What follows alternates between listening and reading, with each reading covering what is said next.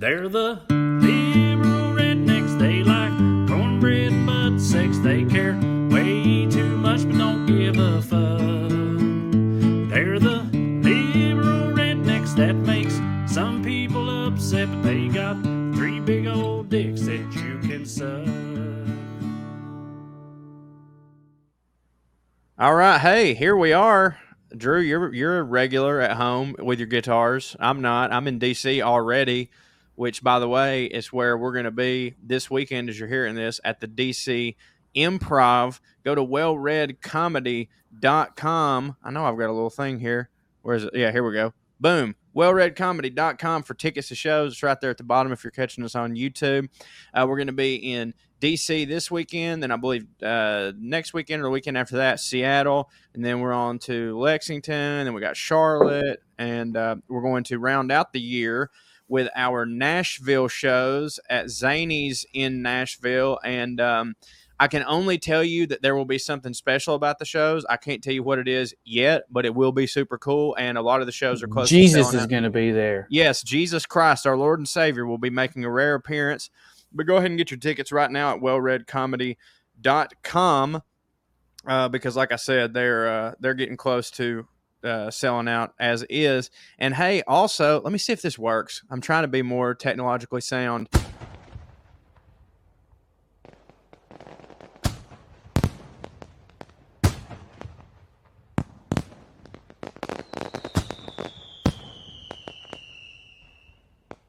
That my mic was muted during that made me really mad. Your mic was muted because you added sound to what you did, but the video was rad.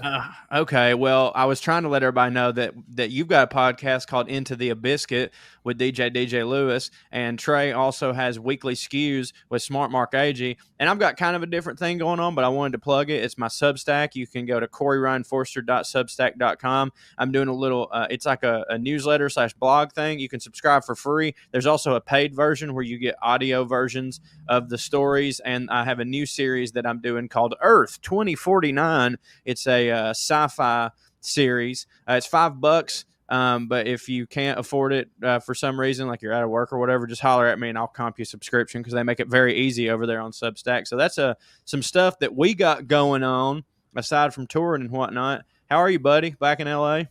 Yeah, I'm good. I'm on this constipation diarrhea cycle, which is new. I don't know what's causing it, and it's very not fun. But other than that, I'm phenomenal. Is it just travel, you think? Because, like, when I travel, maybe. I can't shit. Maybe. I also think I went on, like, a high-protein thing. I think it might have been that. I was trying to, like, cut carbs, and who knows? Who knows? It just could be God punishing me for daring to exist. Yeah, he'll do that from time to time. Well, other than that, man, I'm phenomenal. Well, that's not entirely true. Andy and I have to move. I can't remember if I brought it up on here or not. You haven't? Like, you have to move from your place in LA? Yeah, they're developing. Like, they're tearing down our whole complex. And so we're going to have to move, and it really sucks. Dude, like, a lot. This is probably the most upset I've ever been that I've had to move. Right, because, I mean, it's a sweet place, sweet area. Like, but they're just too old for that shit. You know what I mean? Right. Dude, I know. I hear, dude, especially because, like, I guess it's because we're comedians and comedians are always going to different places. I'm constantly talking to somebody about their move because I basically mainly hang out with comedians. And almost every single time one of my buddies or you or whoever is like, yeah, we've got to move. Like, I have like a little mini heart attack, like it's happening to me. I'm like, oh God, like I can't even, dude, I can't fathom it. Yeah, it's not good. And, you know, Andy's pretty upset. I mean, the other thing is we're lucky. We got this sweet place, and it's affordable, and it's rent controlled, rent stabilized. That's different. Rent stabilized. And what's the difference between stabilized and control? Basically, rent controlled is better and harder to get. Right. We can't afford anything equivalent around here. You know what I mean? Right. Like, because even a rent stabilized place, the way that works is they can't up the rent by very much unless new people come in, and then they can catch it up to the market. So, like, and then they gave us the letter 5 days after the moratorium on evictions was lifted. Oh, that's good. 2 days after our rent check cleared, because they wanted us to pay for our October rent. Right. Because, I And mean, if you'd have got that before, you'd have been like, all right, word, fuck you, I'm out. yeah, well, I also paid my rent all during the pandemic for two reasons. One, I thought I was afraid that they were going to make me pay it all back at the Yeah. end. That would suck. And two, I wanted to keep my place. I thought, well, they'll kick me out at the end. Now, it turns out they eventually made rules where that wasn't the case.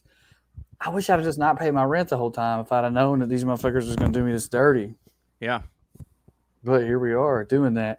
But we're going to look at, there's a spot called Altadena. It's where Carmen used to live. Andy's got some friends over there. We're going to look there. It's pretty far out, which sucks, but we can afford something there. Well, we're going to look there, and we're going to look around here. Yeah, I was about to say, well, that was going to be my next question is like, are you going to stay in LA or are you just going to be like, you know what, fuck it, it's time. We're going to Nashville. Because of Andy's band, we're staying in LA. She's got an album coming out probably in January. Her whole band is on this coast. I think it's 2 weeks in San Francisco. And because of that project, we can't really consider leaving right now. And then also for me, I don't know. I just signed with a new management company, and they're saying all the right things. So there's a part of me that doesn't want to leave. Yeah. But, man, I'm not going to lie. I've been looking at land in Nashville and doing the math, and, like, it's like, damn, the mortgage would be less than my rent. Yeah. Yeah, I mean, dude, like, you know, constantly, it's like almost become parody at this point how many people, like, when they find out that I still live in my hometown, you know, they're just like, wait, what? And I'm like, yeah, you know, I mean, I first off, I like it. It's where my family is. And secondly, I genuinely believe it gives me a little credibility in some of the stuff I'm saying. Like, you know, I shit on them, but I'm like, fuck, I still pay taxes here, so they can't be too mad at me. But, like, they're like, how could you live there? And I'm like, property value. You get over a lot of shit. You know what I mean? Like, you will get over a lot when your mortgage is like 4 times less than rent in any of the other cities that you would like to live in. But I'm a huge romantic. Like, I've been walking around DC for the past, 7 days. And I have intentionally not looked up like how much the rent and stuff is around here. Cause like I'm already just decided. I'm like, dude, I'm moving to DC. This is it. This is great. It's a wonderful neighborhood. I also am like very intrigued about Nashville because like I'd be lying if I hadn't said that I hadn't fantasized about all of us living in Nashville together, like in close proximity, and like, oh, dude, Zany's is our home club now. We can all do comedy, and we're all here, and we're like based in this central location. But I don't know, man. LA's the spot. Well, they're filming stuff in Nashville too. Yeah. Some of our other friends have commercial agents, and I know at least 2 people who worked on a pilot that I think FX paid to get shot. I don't think it ended up, being put out, but they got paid to do it. Now they didn't get paid union fees. They made a pilot in Nashville for fucking, less money than everybody else. Yeah. But yeah, it's tempting. I think part of it too is the culture there is changing rapidly.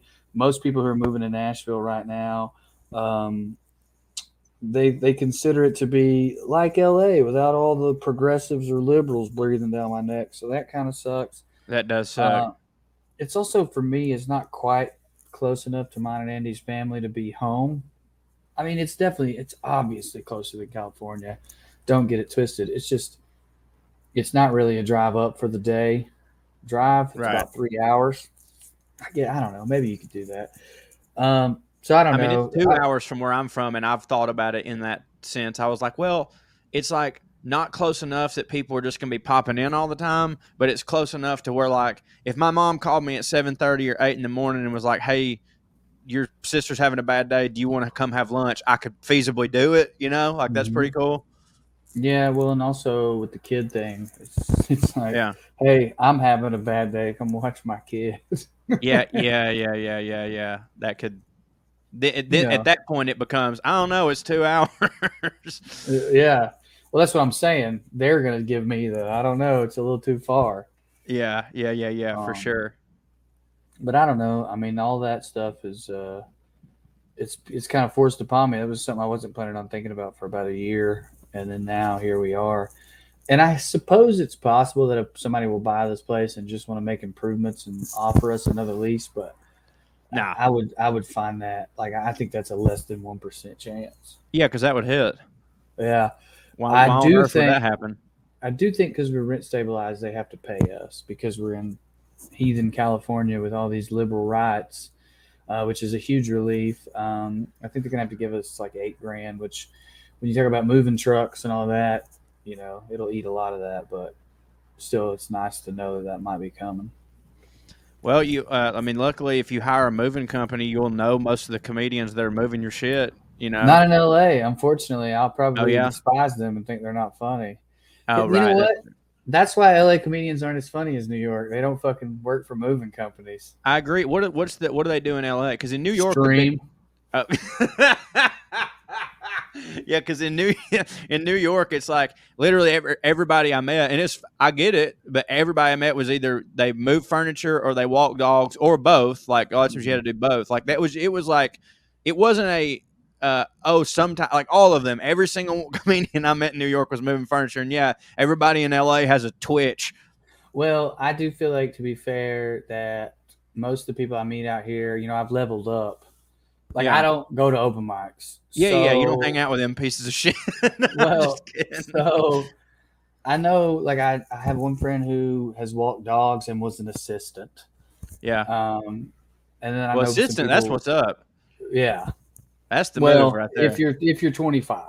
Yeah. If you're 30 and have real dreams and bills, it becomes kind of terrible. Well, that's true on the bills part, but if you're 30 and like you're not married with kids or whatever, like it still would be cool to get an assistant job because like you actually are in the room. Like that's a job in the thing that you actually want to do. Like that's one of them, we've in shows we've done, we've had some assistants that were comedians and wanted to be writers. And I remember sitting there thinking like, God damn, like if I had known, like, cause I'm so stupid, we're all stupid. We're from Georgia. I was like, if I knew that this was a thing, I would have totally tried to do this when I was younger. I would have moved to LA and tried to be an assistant to somebody. I'm not sure how that would have worked though, because most of them know somebody. For sure, knows somebody. I'm charming, and it's like, yeah, but you were a drunk. Yeah, that's true. I'm just now getting it together in that regard. But I mean, maybe you could have. But I feel like I don't know if I would have done it at 25. Yeah. I mean, I guess I was it's a lot of hindsight. Shit, so I guess it's different.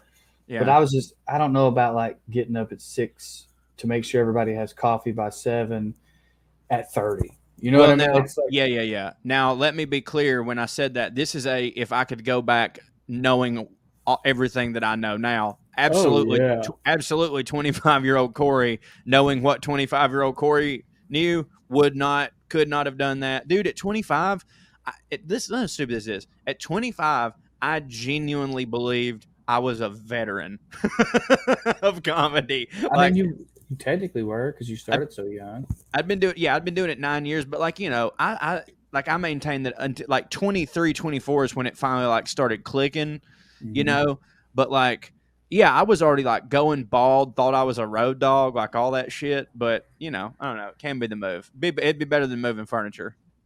I think if I did it all over again, no law school because that was expensive. Yeah. I mean, sometimes I wonder it's like giving me a lot of weight to some of my opinions and some of the things we've done. I think so. But I don't know how much that counts. Like if you just read and know facts, that also helps. Like, is it worth $90,000 or whatever the fuck so that you can get 50? Right. So and I got a half right. Yeah, right. But like, is it worth all that just so that you have weight behind it when you go, oh, actually, I was a lawyer, so I do know what the fuck I'm talking about. Right. I think I would have moved to Chicago or Denver at a young age, probably instead of college, or maybe go to college in one of those cities, and then go to New York. And again, this is if I knew now what I knew then, and I would have started the internet earlier so that I don't have so much resentment in my heart for having to do it later. Yeah, I would have definitely. It's so funny to say because like I'm successful now. I'm what I consider successful, and surely in 10 to 15 years, I would be listening to this going like, wow, you thought you were successful? That's hilarious. But if I could go back, I would have gone to college. But I'm in a way different situation. Well, I think I would have gone to college in one of those cities and started stand-up. I mean, dude, I was in Boston for law school looking at announcements for like stand-up competitions and stand-up contests and open mics, going like, I don't think I have time to do this. Right. I would change that as an example. I should have just I wasn't making good grades. I wasn't going to do the reading. I went home, pretended to do the reading, and then drink IPAs and farted my way through a basketball game.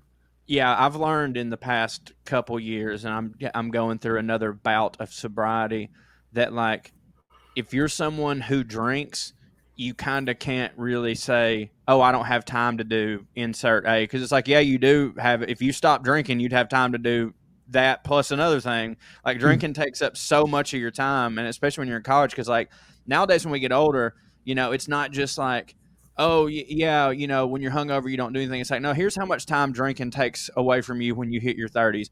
The day you're drinking, you ain't getting shit done because you're drunk. The day after, you're way too hungover to do anything, and the day after that, you're not hungover, but you're way too fucking tired and you're still empty. So that's 3 days of your whole fucking week gone because you decided to get drunk one night. Right. For me, at least. I mean, that's not everybody. We went to Palm Springs this weekend. I saw Elizabeth Cook and Waylon Payne, first of all, in that's great. Town. It was both friends of the show. Friends of the show, friends of mine, friends of yours, and they were phenomenal. And I think I didn't drink. I didn't really party, and it screwed up my sleep habit. Maybe it screwed up my sleep because I was away from my bed, Corey. Oh, really? Let's hear about it. Well, I want to tell you folks about the Helix mattress that I've told you about before. You guys know that I have one, and my sleeping experience ever since I moved to Helix has been so much better. It's comfortable. It's cool at night. I don't know. It's just one of those things where I hesitate to say it's perfect, but it feels like it's perfect. The way Helix Sleep works is they have a sleep quiz that takes you 2 minutes to complete, and it matches your body type to your sleep preference, and it gives you the perfect mattress for you.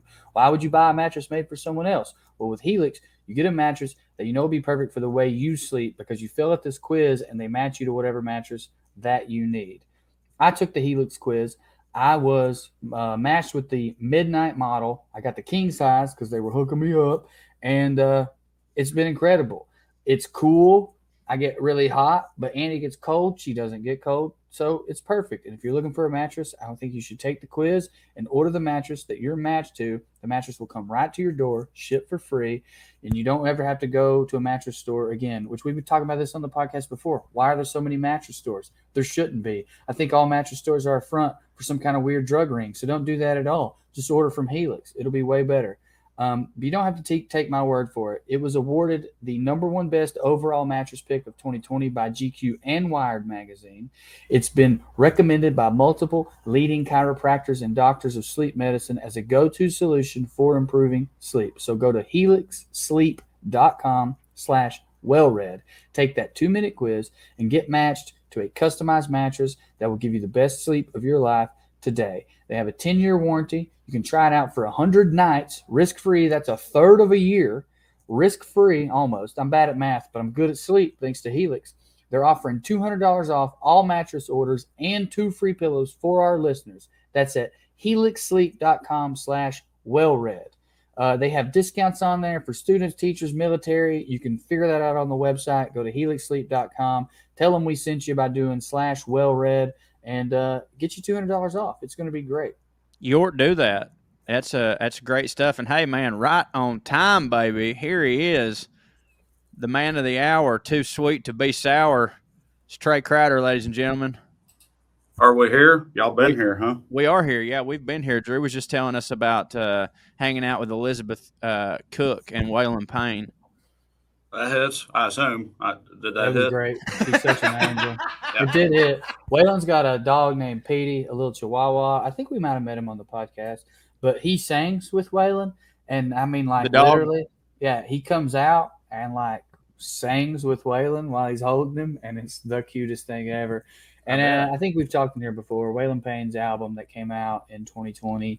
I think it's The Queer, The Pusher, Blue Eyes, The Harlot and Me. Yeah. Is incredible. Hearing it live was incredible. Hearing him tell stories about his mama and Chris Christopherson was incredible. And then, of course, Elizabeth Cook. Elizabeth Cook's one of those people. I've said it to her. I've said it on the podcast. Me and you've talked about it, Trae.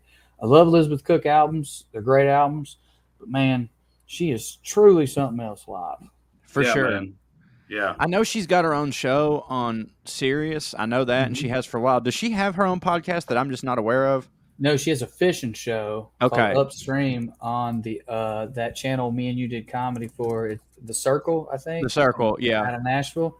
And she has a show on Outlaw Country on Sirius that she may be making an announcement about soon. But cool. yeah. Well, I only said that because it's like, yeah, if she had a podcast, I feel like I would know about it because, like, I just couldn't imagine her having her own podcast not being one of the greatest listens of all time because she's just like, she's so infectious and funny and just brilliant and just, yeah, she's as they say in France, le package total. Is that how they say it? Yeah, the total package. Yeah, no, I gathered. Okay. I just didn't know if you were. I didn't know if you were doing a Is that literally how they say it? Right. Yeah. Yes, that is how they say it. Okay. Yeah. Because it sounds like how I could have made it up. 90s Yeah. movies when characters would be talking to a Mexican. Yeah. Like mainstream white characters in mainstream comedies in the 90s. If they were talking to a Mexican person, they would be like, "No, El Truco on the roado." El Diablo, which means the Diablo. Yeah, that type of thing. Yeah. I thought maybe you were doing that with but honestly, because you listen le package total, like that sounds like one of those things. But sometimes it be that way. If I had, that would have been really impressive, I feel. But no, well, you know what? Now that I think about it, I heard. Oh my God! The first time I heard Le Package Total was, I want to say, Rich Eisen saying it. So it may be one of those things. He might have been doing that, and I was just I gotta look this up. Yeah, I'm doing it right now. But it was definitely Rich Eisen on Sports Center and I think he was talking about like. Who knows? That's not. Was he doing that? Yeah. Apparently, the way to say total package in French is le complet. It looks like lot complete, like the complete. Oh, like fait accompli, but la complete. Well, no, that's fait accompli. Yeah. Fait accompli was the completion of your enemy. I don't know how to say that, but this is. Yeah, it's a fait accompli is your fate being fulfilled, right? But I think a thing that has already happened or been decided before those affected hear about it, leaving them with no options but to accept it. But isn't that spelled differently? I can't believe I didn't. That's what I'm saying. It's not the same word. I can't believe I don't know as much about French, a language I've never even tried to study, than I thought I did. It does hit for me that you I just studied went it and with. Got A's and was like, maybe. Yeah, it does hit for me though that you were like, no, that's it. That's what it is. Yeah. Well, a 12-year-old me. Tell by listening to it that's it. A 12-year-old me heard Rich Eisen say it, and yeah, but clearly he was saying it to be funny. Now it's clear. Doing. Now that's clear to me. At 12, it wasn't. And I'll be honest with you, Le Package Total does sound like some fucking French shit. I know. Because if you put a French accent on something, it does. I know. Well, this is so funny. Yes, this is wonderful. This is right. This is just right. Is that like a thing you've said repeated? Trey, we get it. I say that all the time when somebody. Yeah, but everybody, people who know anything about French, they're like, "Oh, it's funny." They think they never anybody realize. That hears. If I was to ever say anything in French, people would be like, "Look at this idiot thinking he knows." I also love that part of your mentality was, you're telling me Rich Eisen, the guy who has had like 19 lawsuits against him for flirting with people, and again he would lie to me on TV. Again, as I said it out Rich loud, Eisen's a creep. No, he's been sued a lot. For what? Probably. I mean, you do. My point is, as I started saying it out loud, I was like, "Oh yeah, you're right. It's just one of them things. Like my whole life, I've just been saying it." And I was like, "Oh wait, that was Rich Eisen that taught me that." No, he's been sued. Well, yeah, but like, I feel like anybody that's been on TV as long as he has been sued.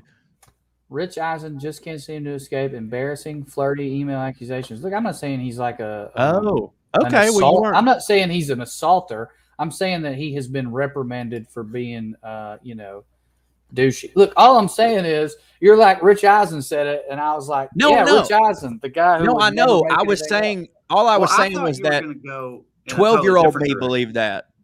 I thought you were going to say, because Rich Eisen, he's from that era of Sports Center before he went to NFL Network, where they were like almost like late night talk show hosts in a way. Because they were, I thought you were going to be like, oh, you mean Rich Eisen, the guy who helped popularize the wisecracking sportscaster thing? Yeah. But of course, Drew was like, you mean the serial assaulter Rich Eisen? The fucking Matt Lauer of sports. I don't know if he's the Matt Lauer. You said that, not me. Direct quote. Drew Morgan. Rich Eisen is the Matt Lauer of sports. You said. Drew fish farting Morgan over here. I too was thinking of that. Are we moving on? I hope. I guess I'm still trying to get my head around this Rich Eisen thing, because I've always been a fan. It looks to me like he had a bit of he was married problem. And had a little flirting back and forth with a coworker 15 years ago, and that's pretty much it. I don't think there was ever any allegations of. You still, I mean, yeah, you definitely shouldn't do that. Like that. I said he got sued. I did not accuse my man of harassment. In fact, I said I think he's a serial. I think he's a womanizer. You know what? I think he's a rapist. Well, we did it. We went full circle. We did it. Yes, we did it. we did. I said, you go trust Rich Eisen, the guy who keeps getting sued for email flirtations, and then you guys went to fish farting. Yeah. Yeah. We'll agree to disagree. I have a slightly different recollection of what transpired, but that's okay. Did you have something you wanted to move on to when you asked if we were moving on? Got something lined up? I don't know how this. So I got this new water bottle, and last night I had a fire. My friend David said, the water tastes like smoke. This is metal. How'd that work? I don't know, but that kind of sounds like it hits. It don't taste bad. Yeah, it kind of reminds me of bourbon. Like whiskey. Yeah, I was about to say like whiskey, right? You could start a smoke water company and call it Deep Purple Smoke Water. Because the band Smoke on the Water? Yeah. Isn't it? Isn't it? Yeah. Water and fire in your eyes. I think I have to sell it to like the guys who wear like tactical shirts. Even Absolutely. Though, the only you 100% smoke water, but I feel like you probably could sell it. You could sell like mesquite smoked water like this. I made this water on my big green egg. You could sell that to fucking dumbasses like easily. I mean, I'm not gonna lie. I don't mind the way this tastes. I hope it's not forever. I hope it's just this water and not this bottle. As to answer your question, which I'm in no way qualified to do, and don't actually know how to do so. But to answer your question, I mean, it's not airtight. Obviously, you drink out of it. It sat by a fire for a long time. Smoke just permeated. It's not like it's fully sealed into that hole. I mean, yeah. How else do you explain it? I don't think it's permeating the fucking metal shell. I'm trying to figure out if. Andy, does this bottom part come off so you can put ice in it or something? I mean, the top part comes off. It's probably not full-on airtight either. It's not vacuum sealed is what I'm saying. And I think smoke. I'm blowing in it right now. Yeah, right. Yeah, there you go. Still wild to me. It's either that or magic smoke. But it got in. How come it didn't go right back out? I guess it like mixed. It did, but it mixed with the water first. Well, it got in through that hole. Why didn't it just come back out without? It probably did. Water? It probably why did it infiltrate my water? It probably just sort of smoke fucked around inside there for a minute and then drifted out. But in the meantime, it smoked your water up. You got smoke water now. It also probably had some condensation because of the heat, and then that condensation, rained down, and then that was very smoky condensation. All right. Yeah, I don't know. So you had little clouds inside your water bottle? Maybe. Mm-hmm. I mean, I know there was a whole water cycle, like middle school science project involving the water cycle that basically worked like that. Yep. Did you also make barometers with you stretch a piece of rubber over a jar and then the next day it's sunk way down because of pressure? Yeah, I don't remember none of them. It's funny because I have children who are that age and we have books filled with like those science experiments, and I really got nothing. Did you go hard on science experiments, Trae? Kind of. I mean, like as with most things, about like 4 Salina standards. Yeah, right. Like, but really, no. Like I made like a model of Mars that, but it hit for you. Rotated. Like I got super into it for like I pulled a 2 little years. motor out of like a handheld fan and put that on a model of Mars with the moons on it, made it rotate and shit, and that just blew their fucking minds, all them dipshits I went to school with. How old but were you? Like, it wasn't really that. I never really went that hard by not like Asian kid standards, not even close, right? Or even Indian kid standards, like Tushar Indian or white kids age? with a little bit more money. Yeah, right. Any of those way more impressive than anything I ever did in science. But in Salina, yeah. How old were you when you made that? About middle school-ish. I don't know. 5th, 6th-ish grade, something like that. Somewhere between 4th and 7th grade, probably. In like 3rd grade, I got really into much more basic ones like the barometer, which is why I remember it. We made a terrarium. We had the water cycle inside a thing. We did a lot of stuff like that. By middle school, I was like, I'm gonna do the bare minimum. I like books. I was into books, not science. Yeah, definitely by high school, I wasn't doing no experiments or nothing anymore. I mean, I've told y'all I didn't even do my homework in high school. I bet Corey did some experimenting. Yeah. Well, we've done it. We've covered this a bunch, but like I was in gifted science classes, but that meant I was in special ed science classes because of the budget at Salina High School. So like in high school, my projects was like, building stuff out of straws and whatnot, coloring pictures of molecules and shit. That lady who came around to teach us science classes, learning nothing. That lady who make sure Ricky don't swallow his tongue. Yeah, yeah, with a straw. That lady who came around to teach us had us enter a geography contest that was like East Tennessee or statewide, and me and my friend Brandon, he got stoned and I drank, and we made a model of that was the punishment for doing science in Sunbride. Yeah, we made a model, we made a topographical accurate model of Tennessee, but like I remember the damn thing. We baked it. We made it out of mud, like literally in clay. I mean, it looked kind of cool. We spray painted the mountains, but like it was, we were just making it up. It was like, this is clearly the Upper Basin and the Cumberland Plateau. And like, I remember one dude was like, that is not even close to being in the right place. It's like, okay. When I was in middle school, my experiment was, brace yourselves. It was what freezes faster, hot water or cold water? And my hypothesis was that it would be hot water because the molecules were sped up and yada, yada, yada. Turns out from what I gathered scientifically, that was correct. In a lot of the experiments, the hot water actually did freeze faster than the cold water. Anywho, yeah, I've always heard that. Yeah, I did that in 6th grade, and I just saved it and did it in 7th grade and 8th grade, and nobody said a word. Like it wasn't stains on it by the 3rd year. Yeah, coffee from my mom having to like pick it up. Yeah, but like it was just the same one. I would just use it, and nobody said a word. So that was good. I remember in my statistics class in college, the professor used this example of a guy who and the professor's whole point was how it's like, how you can get away with being just abjectly lazy and whatever if it's like creative. Basically, it'll make sense in a minute. For statistics class, we all had to run these like really elaborate.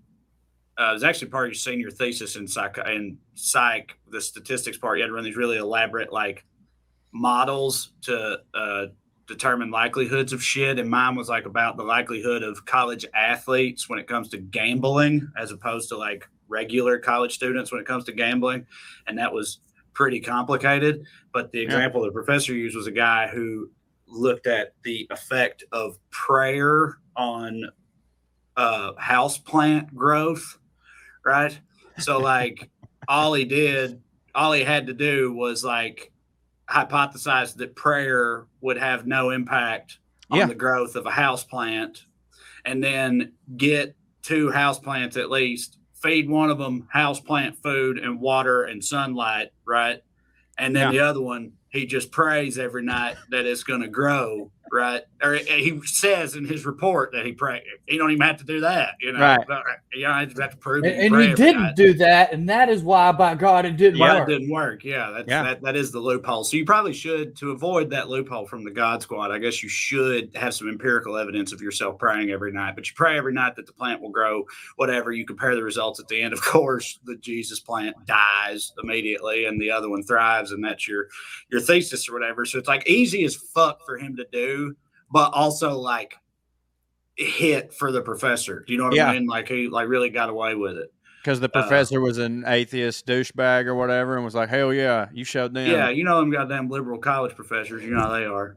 Yeah. He was like an no, I don't, but... well, yeah, you're right. You don't. I've heard. Yeah. He wasn't a douchebag at all, at least not when I was in my early 20s, but he was definitely I assume he seemed atheist-y, and he also was a drunk, was always at the bars and shit. He hit real hard for everybody. Yeah, it is what's up. Drunks hit. Drunks do hit. I miss y'all, by the way.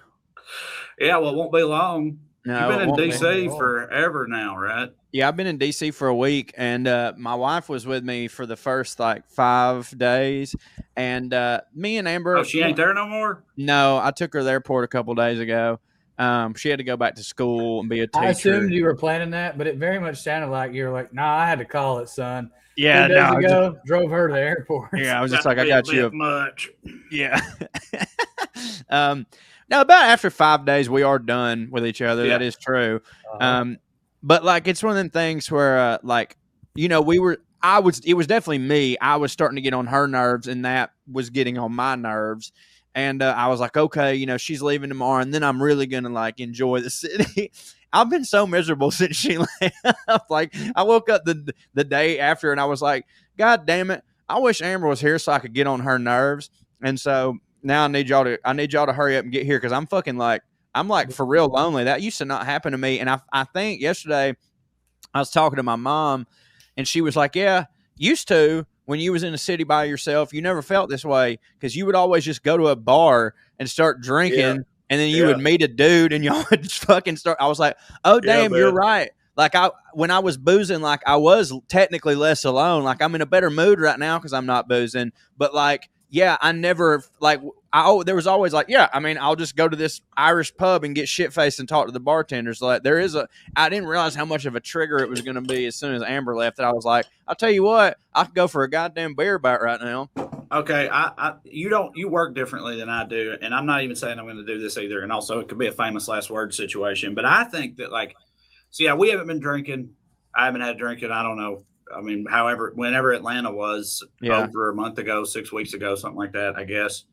And, but I didn't do that because I felt like I had anything even approaching a drinking problem. Me either. I did it because it's I can't keep working. I can't keep going on full weekends and doing shows and doing my job like this because I'm just getting too old and it's affecting me too much, I guess. And it's I just can't keep doing this. So that's why I stopped. My point is, I feel like me, and this won't happen to me because I don't do that because of Katie and the boys, but if I went to a city early or stayed late, I think I probably would go to a bar. If I didn't have to fly the next day, I wasn't flying the day before. I didn't have shows that night. I was just there for an extra day. Yeah. I think I would just go to a bar and try to hit, because I'm not on a cold turkey situation, where it's if I have one beer, next thing you know, I'll be fucking railing coke with Cho. It's not so much that for me though.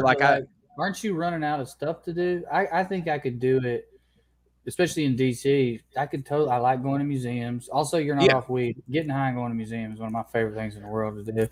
I could do that. Yeah, I drove to Gettysburg yesterday. I would run out of stuff though. Yeah, and I guess I sort of have. But luckily we had this today, and then we've got a couple other things. So I was like, well, I'm busy or whatever.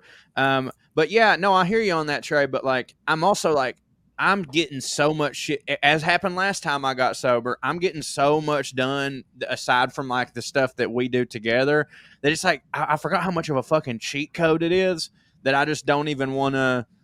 And I get addicted to the it's been 6 weeks. You know what I mean? My man called working hard and being sober a cheat code? It is. Well, because but here's the thing. That ain't cheating, dude. That's the job. That's the, no, that's I know, the but I did it all drunk, so I got great doing it at a disadvantage.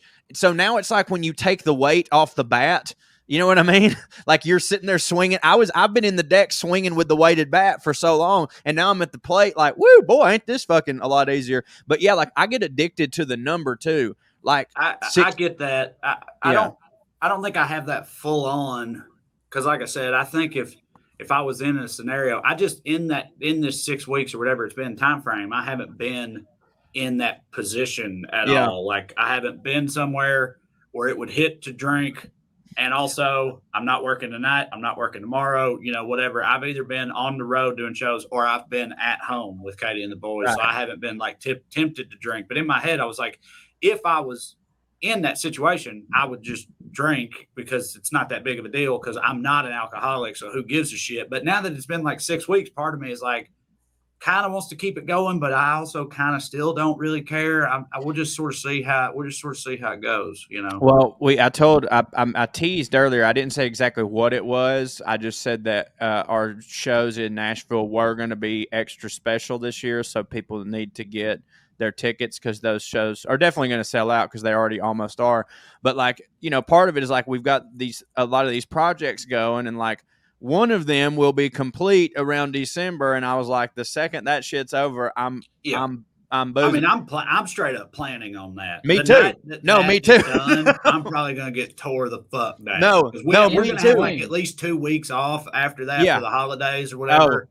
My intention is to have all my Patreon shit done ahead of time before I even go to Tennessee, whatnot. So like we're gonna have like Christmas break. Yeah, that will be behind us. It will be like that night. I'm gonna get fucked up. I'm probably going to go on a week-long bender just to get it back out of my system. And then the next day I'm going to fucking Waynesboro. So it ain't no benders in the cards for me. And at Waynesboro, like you might as well be hungover in Waynesboro. Waynesboro is a real hangover of a town. So, right. So why the hell not? Yeah. But I've told y'all before, and I believe this, I know this is a very Cho thing to say, but like being sober does hit, but nothing hits as hard as like getting sober, like and to do that you got to get drunk again. You got to reset, dude, or you can't get sober. You got to reset. Like eventually, literally, there's no other way for it to work. I mean, I know. I'm just saying, like, if you're sober for 4 months, eventually you're like, you forgot what feeling bad feels like. So you got to remind yourself. You got to get bad again. You got to get absolutely shit fucked with your buddies and then get sober. And I'm looking forward to that big reset in December personally. And the hangovers for me aren't near as bad ever since I quit smoking. And a thing that really helped me quit, Trae Lane, what it is?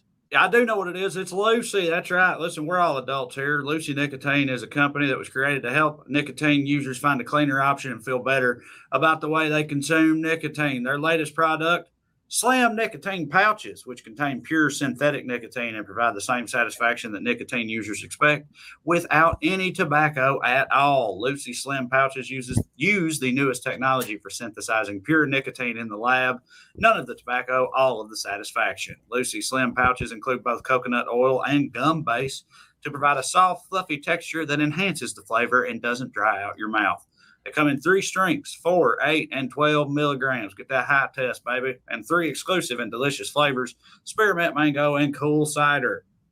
The hitness thing about these Lucy Slim nicotine pouches is you can do them whenever, wherever, and however the fuck you want, because this is America and that's how it's supposed to work. You do it on the plane, do it on the bus, do it in the goddamn gym. If you want to do it in your bedroom, who gives a shit? It's entirely up to you, and nobody can stop you as things ought to be. It's 2021. Don't compromise when you're choosing your nicotine products. Go with the newest tobacco-free options from Lucy. So, WellRED listeners, here's what you do. Go to lucy.co and use the promo code RED, that's R-E-D, to get 20% off your order of Lucy Slim pouches or any other Lucy products. That's lucy.co and use the promo code RED at checkout. Also, as always, I am legally required to give this disclaimer. Warning, this product contains non-tobacco nicotine. Nicotine is an addictive chemical, which I, Trae, add, Hits. Lucy.co, and be sure to use the promo code RED at checkout. And we thank them, as always, for continuing to sponsor the podcast. Yeah. By God. Love it. Thank you, Lucy. Something that has also helped your boy over the past several years is my good friends over at Caliper CBD. Are you someone who deals with, just like your boy here, stress? Would you like to be more calm? Maybe you deal with some pain and some soreness. Perhaps maybe you would like to sleep easier. Well, I suggest you hollering at Caliper CBD. Not only is Caliper's dissolvable CBD powder more effective than CBD oils, it's also totally tasteless. That is true, but you can get the lemon lime version, which I'm on their little subscription thing. I get the lemon lime version. I like it because it sort of tastes like Fun Dip. Y'all remember Fun Dip when you was a kid? Hell yeah, baby. Man, goddamn, I love Fun Dip. It's sort of like Fun Dip for your brain. So you get all the benefits of CBD without the weird aftertaste. That's why Caliper created its package of CBD powders. Each packet, it's carefully measured to contain exactly 20 milligrams, no more, no less. Look, I've been using CBD for a while. I've used all sorts of different brands.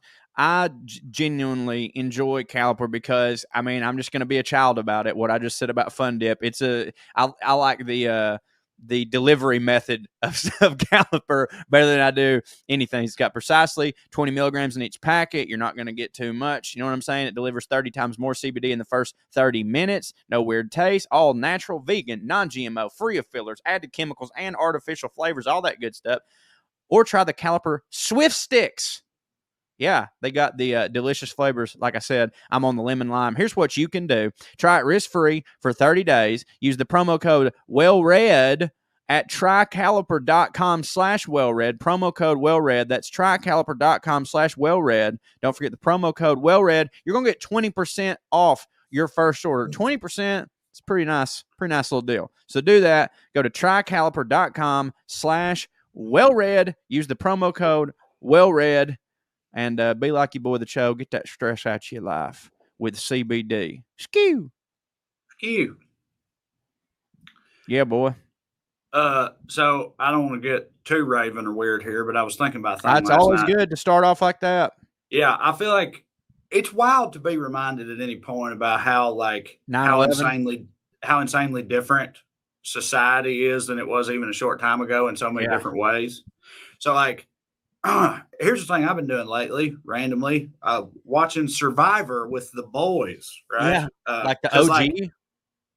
No, and I'll get to why in a second. The main reason so I fucking loved Survivor when it first came out. Then I stopped watching after like 3 or 4 seasons or something, 20 goddamn years ago. Never thought about it again.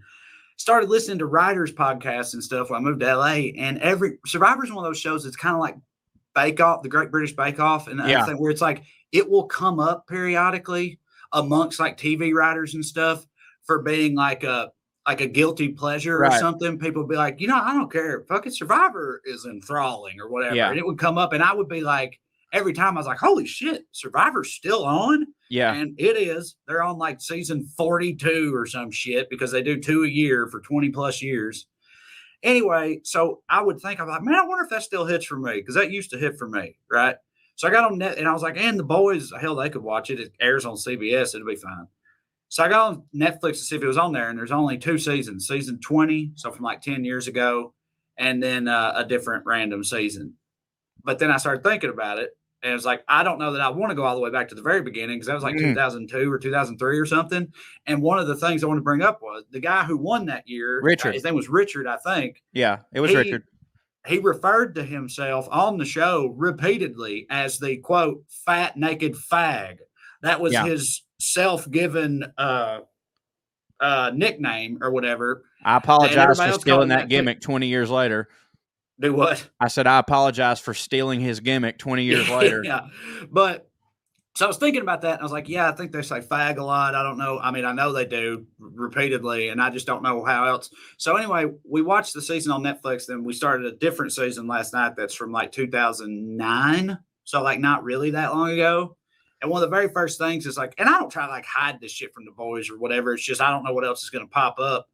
One of the very first things is a lady, like a Karen-ish type lady from barely 10 years ago. talking to a gay guy that's on the cast about like how she's never seen one in the wild before. Yeah. You know, like she's like, so you're like a homosexual, you know? Yeah. And of course, I'm kind of giving her our accent. She don't really have our accent. She's just a dumb bitch from somewhere else. You know, they got them there too, right?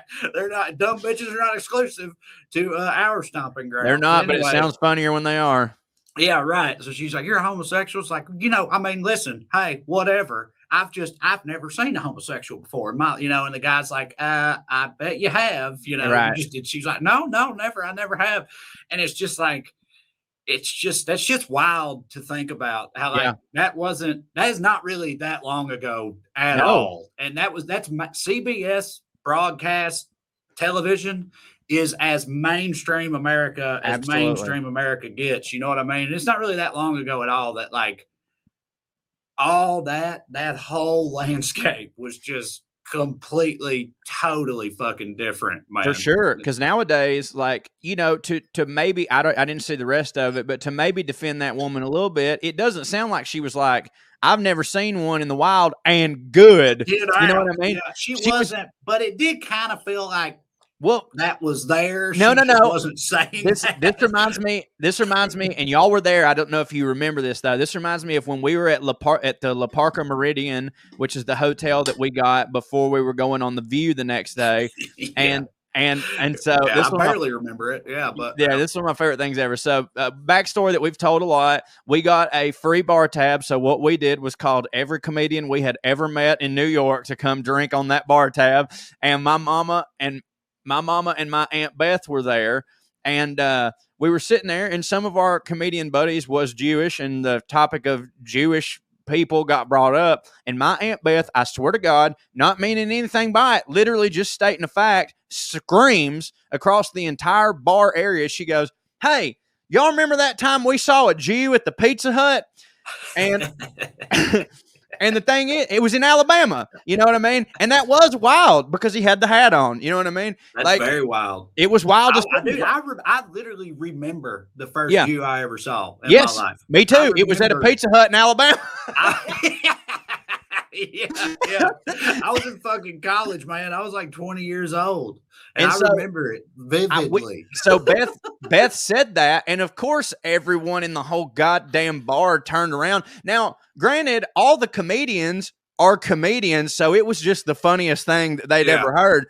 They also knew, like, she didn't mean, and I wish we'd have burned the Pizza Hut down behind him. Right. You know what I mean? Just but that was neat. That was neat. We saw. So I'm saying I could see that this woman maybe having a little bit of that in her, like, oh my God, look. It's a queer. You know what I mean? I ain't never seen one. For sure. Drew, I don't know how long you've been muted, but you are muted. Hilarious. I was wondering, man, I can't get any of them in. I did.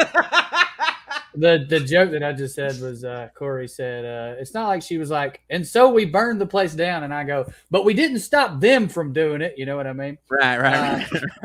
But I think that writers like Survivor in a show like that, because you don't have to imagine or bend or worry about a character like that. Actual humans are doing actual dialogue. And I could see any writer being like, well, is that problematic? Potentially, but this is what real dialogue is. It's like Quentin Tarantino stealing lines from The Train and putting it in the movie. The other thing, dude, and it wasn't first of all, if people don't remember, the real world did exist beforehand or whatever, but Survivor is the thing that kicked off the fucking reality TV takeover, which don't hit, by the way. It's not a grand legacy to have. But Survivor is what did that because it was such a cultural phenomenon, because it's a pretty fucking ingenious concept, dude. Of course. When you put people together out there and make them vote each other off with $1 million at stake or whatever. Just human nature, man. I mean, there's a lot of fucking drama and betrayal and intrigue and backstabbing and scheming. And you don't have to write it. It's pretty wild, dude. It's fucking Squid Game without murder.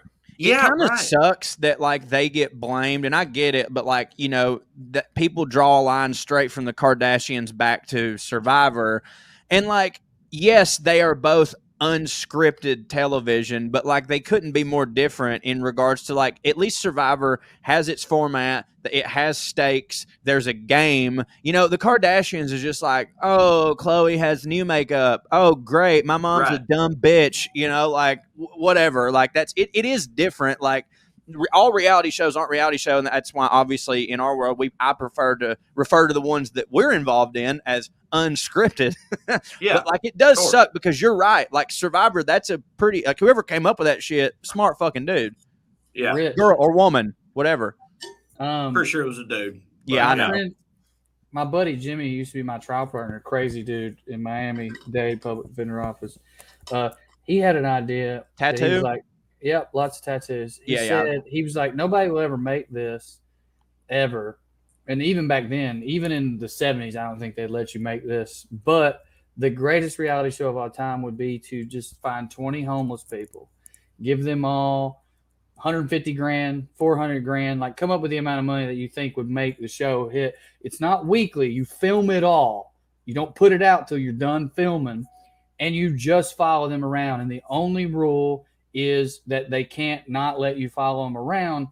And if they ask for help, like if they're like, hey, where do I find a suit? You help them, but you don't help them in any other way. And he's like, he made a point. He goes, yeah, like a lot of them are going to do really fucked up shit. He goes, but like some of them are going to make it. That will be what gets so. He goes, you're going to have amazing stories, in between stories, and the gnarliest shit ever captured on camera. Gnarliest, dude. Yeah, that shit would Squid have Game to be on shit. HBO.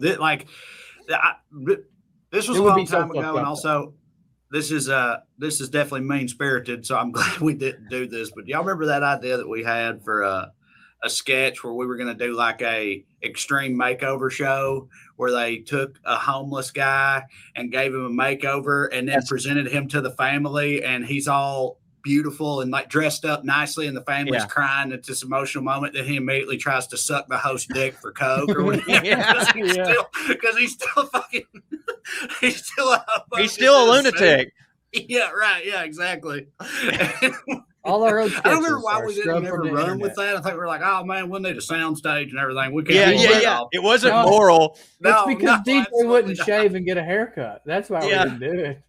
Yeah, we're gonna have to take Jables, our buddy Jables, and get him, like cleaned up or whatever. And he's that like, was pretty hard.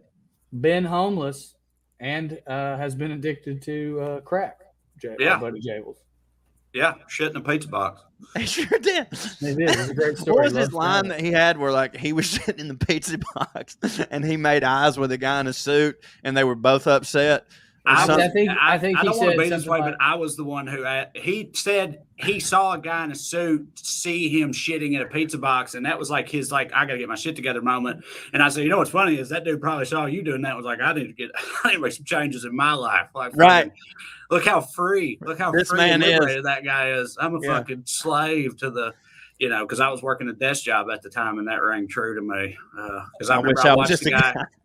I literally watched a guy spreading like fertilizer outside my office window once and got all whimsical and jealous about it, As if you couldn't do that. Yeah, I was watching a dude literally shoveling shit and was like, your nemesis Riley Fox used to have a bit about wanting to be homeless that was pretty good. He could do it. I mean, he's probably come close a few times. Breaking news, literally, I just saw this. 20 people in a plane crash in Texas, all of them survived. Holy shit. Were they vaccinated? I'm looking at the picture. They were in Texas. They were all unvaccinated. I mean, it's on fire. Like, it's fucked up. I'm sure it was, they didn't get that high off the ground or something, but that's wild. That is people's X-Men, and this is how that show starts. Like, not literally, you know what I mean? This is like a show where we first find out that there are superhuman mutants among us, and this is how we find out is because they're in a plane crash and all walk away unscathed, like some unbreakable shit. Yeah. This is where the story starts to unwind. Right. That would hit for me. That'd be wild as fuck, dude. That wouldn't hit for me. No, that'd be fucking terrifying. We'd have to eradicate them. Is what we'd have to do. Absolutely, dude. It's funny you say that because it's like when you read X-Men, and like obviously X-Men is an allegory for homosexuality. Everybody knows that at this point, and racism. But like to defend all the people in the comics who were like, we got to fucking put these motherfuckers in camps. It's like, right. They can melt shit with their eyes. We don't have the infrastructure to deal with that. Like, it's kind of offensive to say that's what gay people are. Like, gay people ain't just running around with their boners just slapping them against fucking kids' heads. Dude, this is real fucking gnarly and fucked up. But part of that was that people felt that way about gay people because of AIDS. Right. Yeah, that's true. Like, and they're that afraid of black people. I mean, that's what. Melt shit with their buttholes because of AIDS or whatever. What's her face? Also afraid of black people. They like, you know what I mean? Yeah. You're right. Because what's her face? I can't. Jubilee, like her whole power is like you can't touch her or you'll die. Like that was definitely AIDS. Rogue. Yeah, Rogue. You're right, Rogue. Yeah, Jubilee shoots fireworks from her fingertips. Her power is jazz hands. But you're thinking of Rogue. Yeah, you're right. But again, like I'm reading those comics and I'm like, okay, because I'm invested in this world, like I'm with you. I know that the X-Men are here for good. But like, if I was a senator, I wouldn't know that, and I'd be like, yeah, let's put Magneto somewhere. I think. Dude, like, if these people that walked away from this plane crash totally fine, if we found out they have a variety of superhuman powers, I'm going to want to keep tabs on that. Absolutely. Absolutely. I'm not saying throw them all in camps, but I'm saying, we're going to need to get to the bottom of what's going on here. Exactly. Pretty quickly. And all I'm saying is you're only half a step away. I saw Derrick Henry play football yesterday. Yeah. You're only half a step away from being like, and keep tabs on that dude because he can run through giant humans. He should be an X-Man for sure. Dude. Speaking of Derrick Henry, like, dude, you watched those fucking clips. I watched that game. That was one of the best Monday Night Football games. I mean, I'm a Titans fan, but that was one of the best Monday Night Football games I've ever seen. It was awesome. Super hit. It was super hit. And again, like, I'm a Titans fan, so duh. But, dog, I went back and watched clips of Derrick Henry, just his clips isolated from that game. It really, somebody pointed this out, but I'm going to reiterate it. It really did look like one of them like middle school highlight videos when one of the kids is just 3 feet taller than everybody and just like starts. But all them motherfuckers is pros. It's funny because Derrick Henry's literally always been that dude. I know. So, like, if you go back and watch his high school, it's unreal. Stupid. It's comical. His senior year, he ran for like 4,500 yards in 10 games and like 50 touchdowns or something. But he just kind of never stopped doing that. I know. Like you said, in college, he's still sort of doing that in the NFL. It's unreal. Crazy. He's the greatest of all time, in my opinion. He's definitely got a shot at getting there for sure. Yeah. As being a specimen, he's number one. Yeah. I watched Juggernaut, bitch. Speaking of X-Men, again, like 2 weeks ago. You guys remember that? One of the first viral clips. Of course. Remember it, Trae? I didn't hear what you said. The Juggernaut, bitch. Oh, yeah, of course, yeah. Hit you with your own pimp. Fuck you, Charles. Yeah. I'm the Juggernaut, bitch. Yeah, of course. That's the halcyon days of the internet right there, buddy. It really hit when they did that in Deadpool 2. Yeah. Yeah. Wow. There's more rape jokes than I remember. Yeah. Of course. It was a different time. A broier time. It was a different time. Also, if you don't know what it is, an improv troupe is overdubbing clips that they can't hear. They just are watching it and then putting in the dialogue. There were quite a few scenes where giant men were just dragging women into rooms. Like, it's not okay to make rape jokes, though. But what were you supposed to say in that moment? I was about to say, what other joke you going to make there, Drew? Hell, right. That's what I'm saying. Got the sound that reminds me 2003. That reminds me into a room. That reminds me of that clip. That reminds me of that meme where it was when X-Men, the third one in the reboot, was coming out, Apocalypse, and he was choking Mystique. Yep. He had Mystique choked, and somebody was like, "Look at this! Is this Hollywood portraying violence against women?" And that dude retweeted it and said, "This man wants to end the world. What makes you think he won't choke a bitch?" Yeah, actually, he said this N word wants to end the world, and you think he won't choke a bitch, which made it harder. Well, we're out of time. He should have called him a purple N word because Apocalypse is purple in that movie. Yeah. We are out of time. And as you know, you can go to wellredcomedy.com, WELLRED comedy.com.